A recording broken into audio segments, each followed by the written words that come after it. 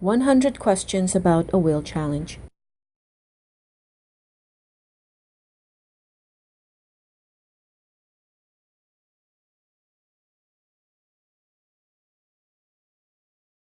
I would like at this point to get some feedback from the audience, and to that end I invite all the presenters to come up here. Justice Jordan Ayton will be chairing this part of the question and answer period. Hi, my name is Michael Deverett. One of the things, thank you, that we didn't discuss today is the cost of litigation. Now, I find that one of the strategies used by defense counsel and responding counsel is to weigh a case down and make it extremely expensive for someone to bring their case forward. I'd like to ask the distinguished panel, do you have any advice to offer litigants to shortcut the process in any way whatsoever to try and get past this huge hurdle of the cost of litigation? Thanks, Mike. We're going to get a few weigh-ins. Kim, do you want to start off? Do you have any thoughts on that? I don't know, Mike, but my best advice would be don't retain Hull, and then you'll be fine. Someone's got to pay for the swag. And Ian, do you have a rebuttal? No, I agree with Kim. Don't retain me. No, I think I get it's a fair question, Michael, and I do struggle with it, and I struggle with clients who want us to play that game as well, to drag it out and smack around wasteful steps. It just never pays in the long run, and if you have a case that does go the long run, judges will eventually get the sense of the behavior of counsel, in my experience, and you know, I've done trials, and you know, at the end, you know, you get the judge has a very keen sense of how people behave all the way through, right through discoveries and documentary disclosure and everything. So I tend to be much more grumpy with my clients and say to them, like, you know, even if that's a strategy you want to employ, I think it's going to backfire you if you end up having to get this thing adjudicated, and even mediators will be pretty tough on you. I don't think there's an easy solution. You know, Rule 20, Rule 21. You know, there were days when my dad used to say, just don't even go to discoveries and just go to trial. It's gutsy, and it's risky, and it's hard to justify at the other end if you don't win. So the short answer is, I think if you can as counsel, we have an obligation to keep directing our clients to be focused, and it's actually for their best interest as well. Deb, do you have any comments on that? Yeah. When, for example, Kim or Ian are on the other side, I don't usually have any concerns because they get right to the meat of the issue. But it's not unusual, I think, certainly in the city, to find yourself on the other side of a counsel who is dragging their feet, not being cooperative, perhaps doesn't even know the area of law particularly well. I think one of the solutions that we can offer our clients, at least in the city, is to see if we can get a matter case managed. We're getting some success from the Estates Court in that respect, and even outside of Toronto, you can ask for a case management judge. What that essentially does is has one judge looking at all of the proceedings that are going forward. They can timetable. I was involved last year specifically in a matter where there was one counsel trying to do just absolutely crazy things and drag the matter out. And the case management judge very effectively decided how, you know, he got it, and he immediately started to put in process all sorts of timetabling and restrictions on the length of time that you could use. For example, Charles limited us to 15 minutes today, which is difficult for any lawyer to be limited to, and you can short circuit it that way. Other questions? The basis of the claim against the lawyer is what I didn't hear too much about today because maybe I wasn't listening closely enough.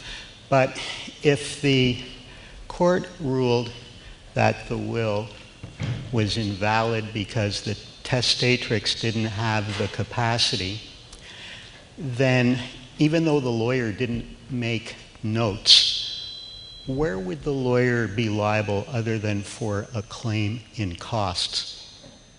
I think it will come down to the standard of care that was applied in the situation, and there have been a number of papers on what that standard of care is given the different types of situation, and what a prudent solicitor should do in the circumstances in respect of note-taking. There was lots of that discussed today, and what steps that they should do to satisfy themselves with respect to someone's capacity or undue influence.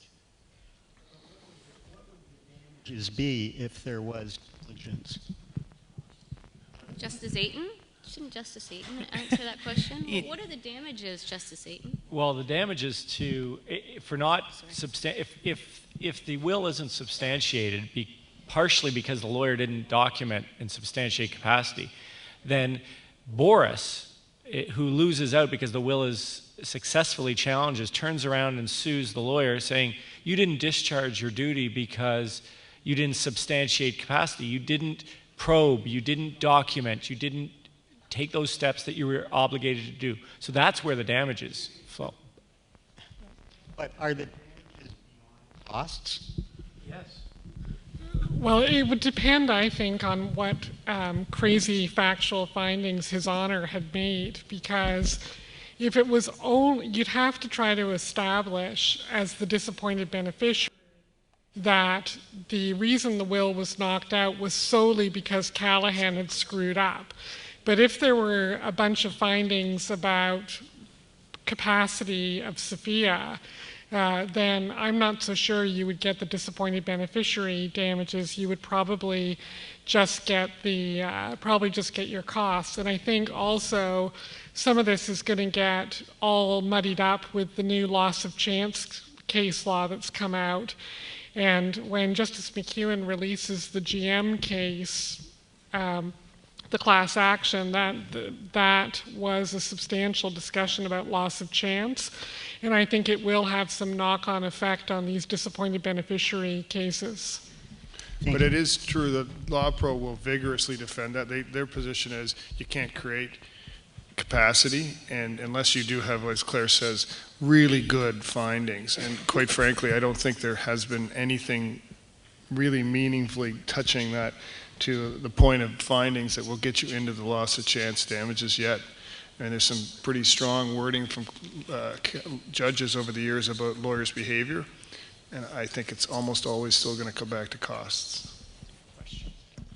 Hi, I'm from the Public Guardian and Trustee's office, and I field a lot of questions from siblings who are involved in a situation of isolation of one of their parents, where the other sibling is isolating the parent and they're concerned about their parent's well-being. They're not sure if there's a will or if the will is going to be changed. I'm not allowed to give them advice, but I'm wondering what steps a person in that situation can take other than bringing a guardianship application. Okay. Archie or David, do you want to address that?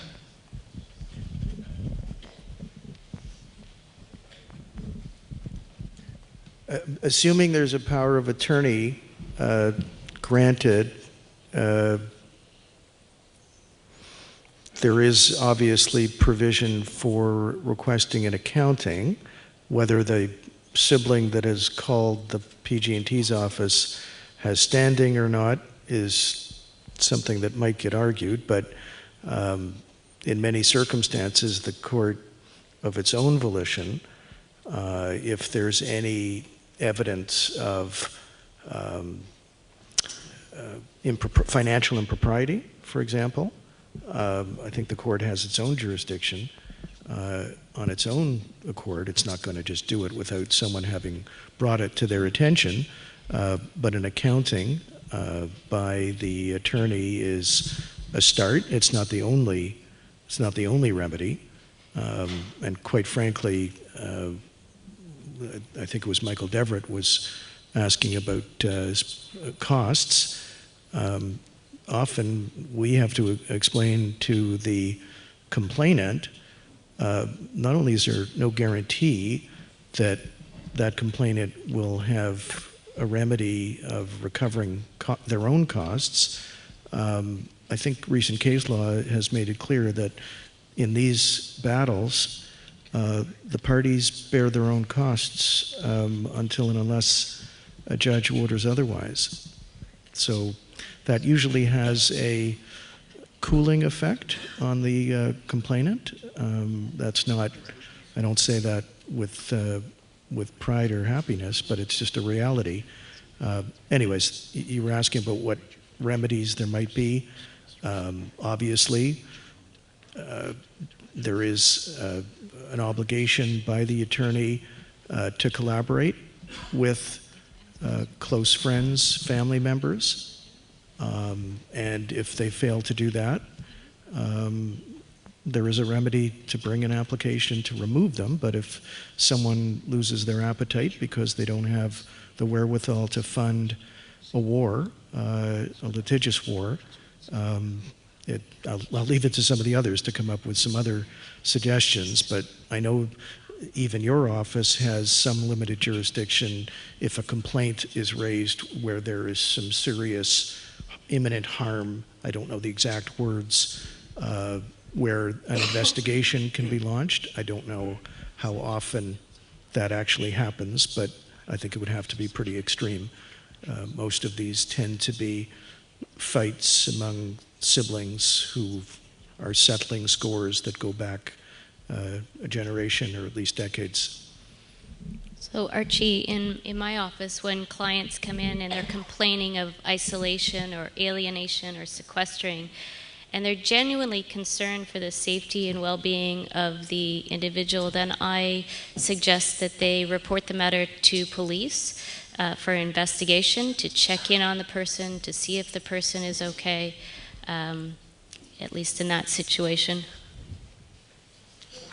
Yeah, there's a provision under the Substitute Decisions Act for the bringing of a motion for directions. There are times where family members are being sequestered and by the power of attorney or the guardian of property, which I would suggest is a breach of their fiduciary duty as set out under the Act to promote contact with concerned family member and friends. So if you fall under that rubric, I would suggest you could bring a motion for directions to the court and say, I want to see Sophia in the hospital. I'm not being permitted to do so. My friend, the power of attorney is breaching his power of attorney and his duty of loyalty to the grantor by not permitting that visit. And I would seek to get an order to allow that. Once you open that door and you can speak to the person, you can check on their care, things flow from that. I've done that successfully. I think there's also provision for the court to be ordering the Public Guardian Trustee's office to appoint what we call Section 3 counsel, who's a lawyer that gets appointed to represent the incapable person. And there's been some discussion and debate about what the scope of their role and authority is, but I don't think many will argue that it, to the extent that that Section 3 counsel can ascertain the wishes of the incapable person, if they're able to communicate, I think generally Section 3 counsel will bring those wishes to the attention of the court, and obviously to the extent that Section 3 counsel can get that information from the incapable person without the presence of the alleged undue influencer or other family members, that would be a good thing. One last question. Michael Weinberg. So in today's presentation, we only had Dr. Schulman's evidence, and he was corroborating the daughter's perspective. If this was a real trial, would we also have medical evidence to corroborate the son's position? I'm not sure that I would get a second retrospective capacity assessment. I think I would just call all the doctors that Dr. Schulman refers to in his report And they're all being proffered really as fact witnesses as to what they observed of her, and I'd cross-examine them. I think it's a difficult tactical call if you're going to take the approach that retrospective capacity assessments are generally useless, which is the attack you really have to take if you've got a report like that from Ken. To put in another retrospective capacity assessment undermines your position. I'd rather go after the treating doctors. I agree with that, Claire, but I just think it's so difficult when 99% of your cases aren't going to trial, and if you don't go and get a responding report when you go to mediation, I find that A, the clients are gun shy because we haven't responded to it, and B, that it really is, mediator needs to at least know there's something else out there in response to meet the Dr. Shulman report. So although I think it's probably the right tactical move, I not sure I have the guts to do it because of the fact that I'm really running most of my files on the reality that they're not going to trial, and so I manage it a little differently, but it's a good point. That's a good admission, Mr. All. I'm not afraid. I have no secrets. I wouldn't get necessarily a retrospective, pardon me, but I do think the fact that nobody pulled her license over a period of time and she was still driving is particularly relevant. She's seeing her regular family physician once every month, that we heard. She's gone to see a geriatric consultant who provided no meds, provided no follow-up, didn't yank her license. It was only after the accident that she seemed to have the ongoing issues, and perhaps only as a result of the accident. So I think I would want to clarify that. I'd just like to make one quick last comment on retrospective capacity assessments. One of Dr. Shulman's colleagues is Dr. Nathan Herman.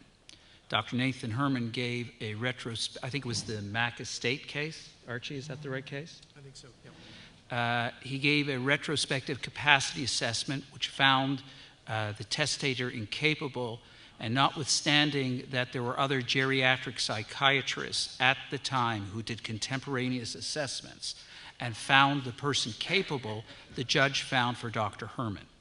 Well, at least for setting aside the case, he adopted Dr. Herman's evidence. I think that with the right doctor, with the right facts, a lot of weight will be given to the retrospective capacity assessment. Yes. That ends our question and answer session. I'd like to call on the CEO of B'nai Brith, Michael MOSTYN, to come up and say a few words. Thank you, Charles. I'm going to be thanking all the presenters in just a moment, but just before I do that, I would like to thank Charles for chairing the event, such an interesting and fascinating event today, and Catherine for organizing everything. And I think that by this time that everybody's still in the room just shows how interesting the presentation was today. So thank you, everybody.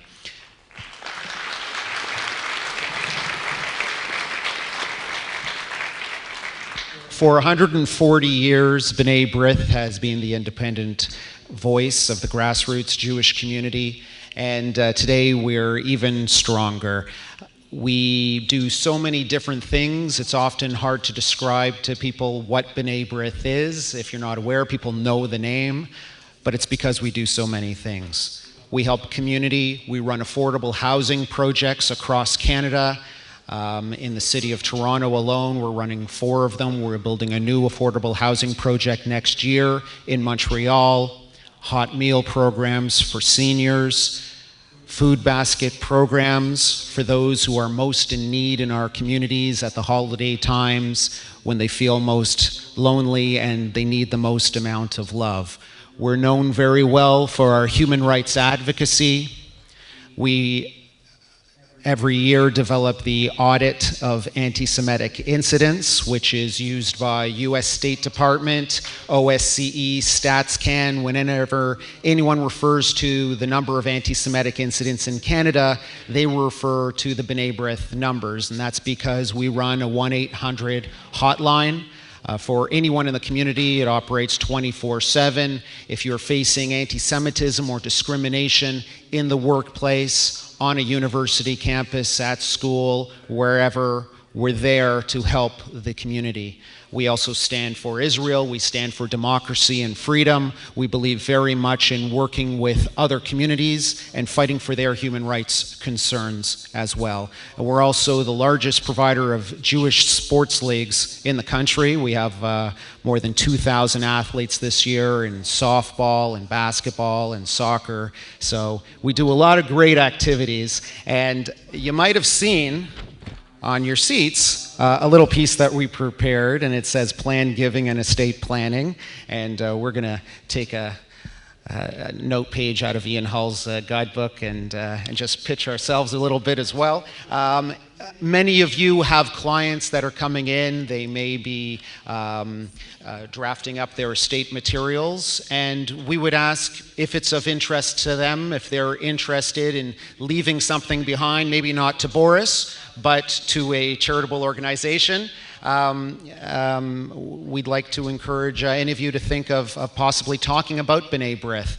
We do so many great things. Every dollar that we raise we raise ourselves for our charitable endeavors. And if any of you are interested in this or other material, we would certainly be happy to forward that on or talk further to you. So once again, thank you, everyone.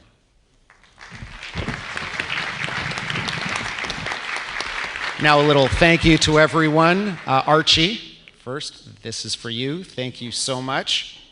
And Greg. It's in a good order here. Thank you very much, Greg. Rabbi. I don't know, was this done purposely? I think so. Here we go. Rabbi, thank you very much. And Claire, here we go. I'm sure this was done purposely. It was a setup. Okay, David, here we go. Yes, of course. And Judge Jordy, thank you very, very much, Your Honor. Craig, yeah, there you go. Thank you, Craig. And Deborah. Oh, yeah, that's right. Okay. Heather, where's Heather? You'll take Heather for her, okay. And Ian. You're right in front of me. Oh, there you go, Heather. Thank you very much. Kim is here. Thank you. And John. Yeah, there you go. And thank you. And thank you very much to Scotiabank for sponsoring today. And Brendan. Thank you very much. So, Charles, would you like to have the last word?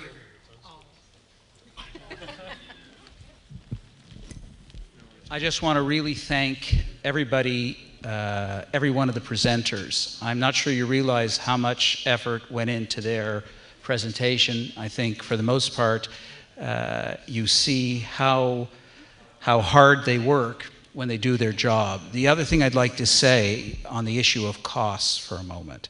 The question was raised about litigation by attrition. And it's a very valid concern.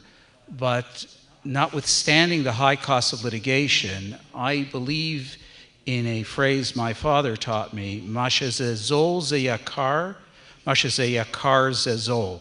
Brendan, can you translate that for us? I'm going to give you a rough translation. It's you'd rather spend $1 now than lose $1,000 later down the line. No? So it's what is expensive turns out to be inexpensive, and what's inexpensive turns out to be very expensive. The lawyers here charge a high rate for their services when called upon, but it's worth a lot more than you think, because having a qualified estate litigator act on your behalf, like the people here, maybe with the exception of Rabbi Torchiner, I don't think he charges as much as he's worth, saves money in the end. Anyway, that's my thoughts. Thank you very much for coming.